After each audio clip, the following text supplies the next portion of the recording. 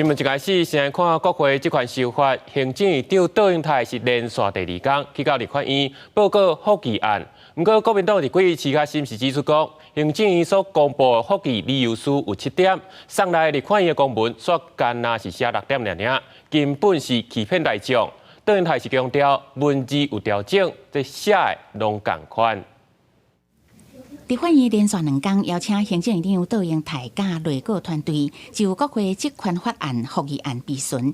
不过经济部长郭志辉予人压出，前2天这段期间，伫LINE的群组转传单位节目的影片，内容质疑国会和中共掌控，却在引起议论。我只是转发，我那个后来有收回，我其实收到了，但是没有完全看完，我就发出去。这个是我的坏习惯，以后会很谨慎。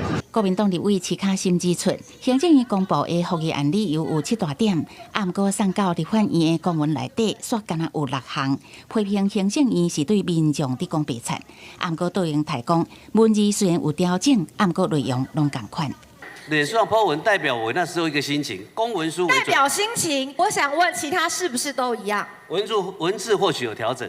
或许有调整，都是一样。定的调查权要给予相当的限制，这个就是社会的进步。让我讲个例子，所以这个。杜院长伫议场见在野立委，国民党立委叶元之甲民进党立委王定宇伫走廊相见，因为2个人最近对立法院是毋是动用警察权，一直拢有议论。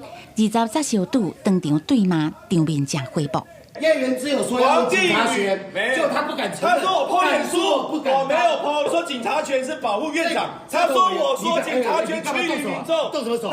公民团体青鸟行动持续伫立法院周边举办公民论坛，不过因为是平常时国加天气烧热，到场的民众明显减少。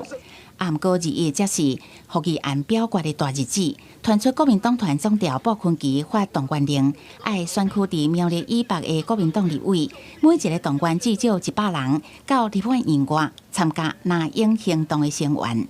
民进党团干事长吴思瑶是讲，民进党未恶意阻挡，或在野立委都爱确保复议案进行顺利，并呼吁场外民众爱互相尊重，保持理性。